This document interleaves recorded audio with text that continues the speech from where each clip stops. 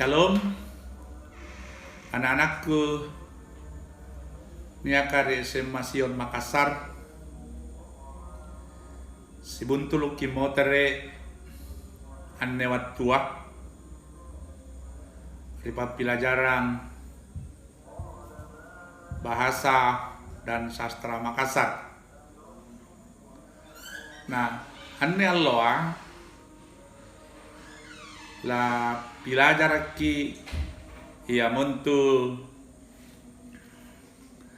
kajarianna huruf lontara, kajarianna huruf lontara, artinya sejarah lahirnya atau munculnya huruf lontara atau aksara lontara. Nah, yang pertama,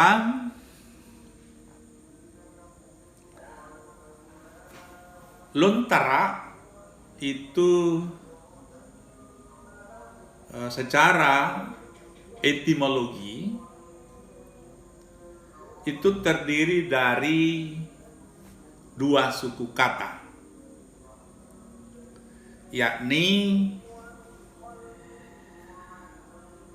yang pertama adalah raung yang berarti daun, ya. Jadi suku kata yang pertama raung yang berarti daun. Nah, suku kata yang kedua adalah talak, T-A-L-A-A-K, yang berarti lontar. Nah,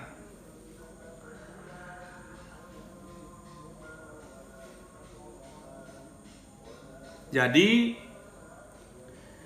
secara etimologi itu berarti daun lontar, ya. Nah, kenapa dikatakan lontara? Karena ia ditulis di atas daun lontar. Nah, daun lontar itu banyak sekali tumbuh di Sulawesi Selatan. Daunnya panjang, hampir sama dengan daun pandan. Tapi daun lontar itu dia lebih kasar dibanding daun pandan. Nah, anak-anakku sekalian, huruf lontara ini atau aksara lontara ini diciptakan oleh Daeng Pamatte. Nah, Daeng Pamatte ini dalam kerajaan Goa, dalam istana kerajaan Goa, dia menjabat sebagai kepala sah bandar. Nah, dia dipercaya oleh Raja Goa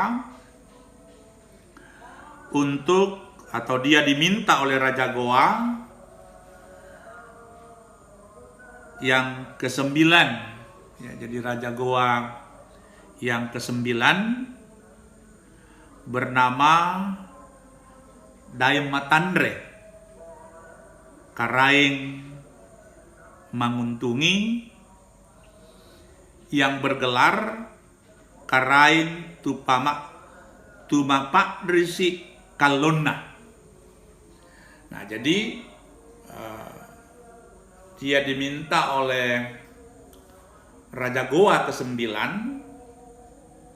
yang bernama Daeng Matandre Karaeng Manguntungi, yang bergelar Karaeng Tumapak Risi Kalonna. Nah, Raja Goa ke-9 ini meminta kepada Daeng Pamatte untuk menciptakan huruf-huruf tersendiri yang nantinya akan dipakai sebagai bahasa pengantar dalam pemerintahan kerajaan Goa. Nah, karena itu atas permintaan Raja Goa ke-9 ini, maka Dayang Pamate berusaha dan pada akhirnya ia menemukan huruf Lontara. Nah, anak-anakku sekalian, khusus Nandenia Karikala Sasampulo,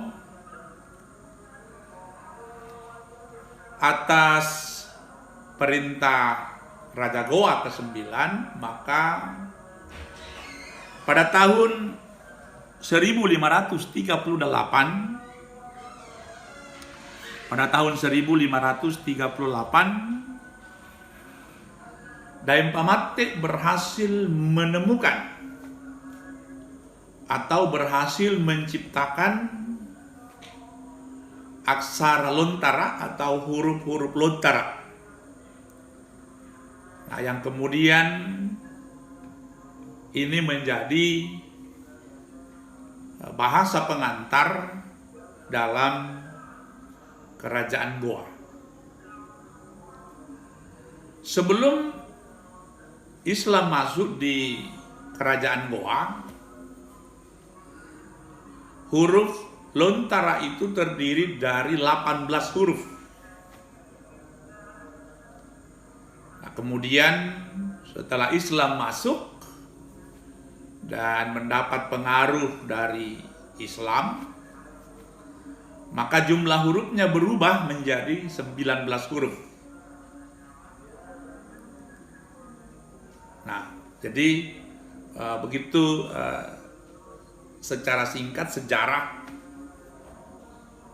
munculnya atau ditemukannya aksara Lontara.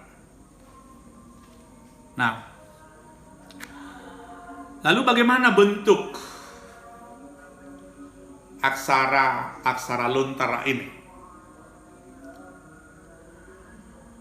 Aksara Lontara ini berbentuk segi empat atau belah ketupat.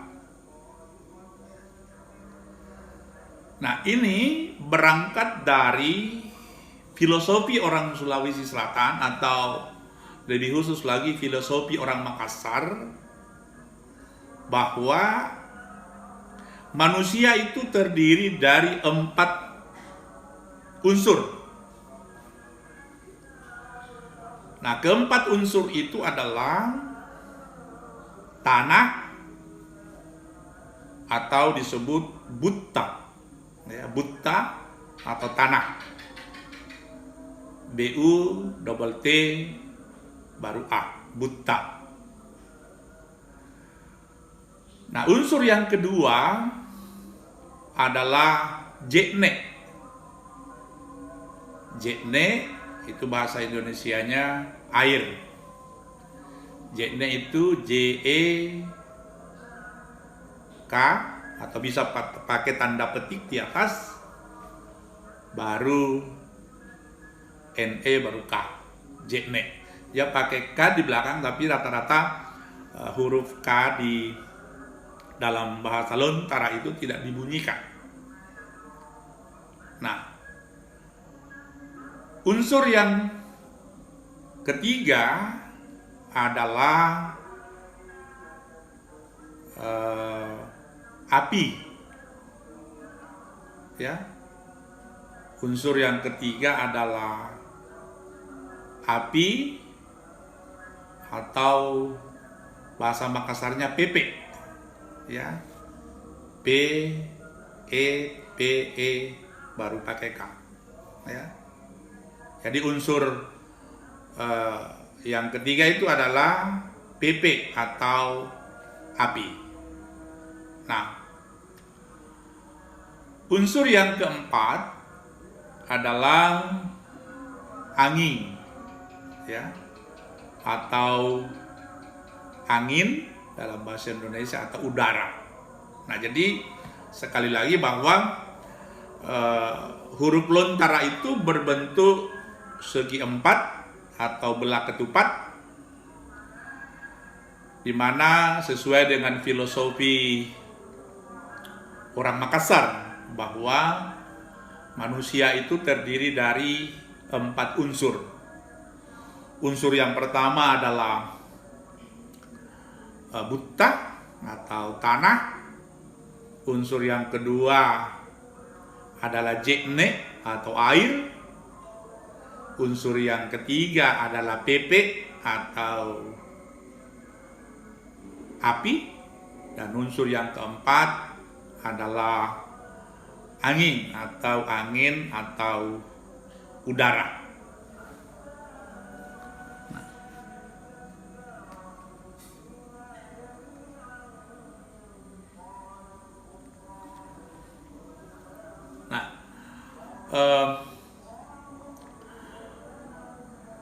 Biasa juga lontara itu dipahami sulapa apak atau segi empat, ya, 4 segi, sama tadi belah ketupat itu.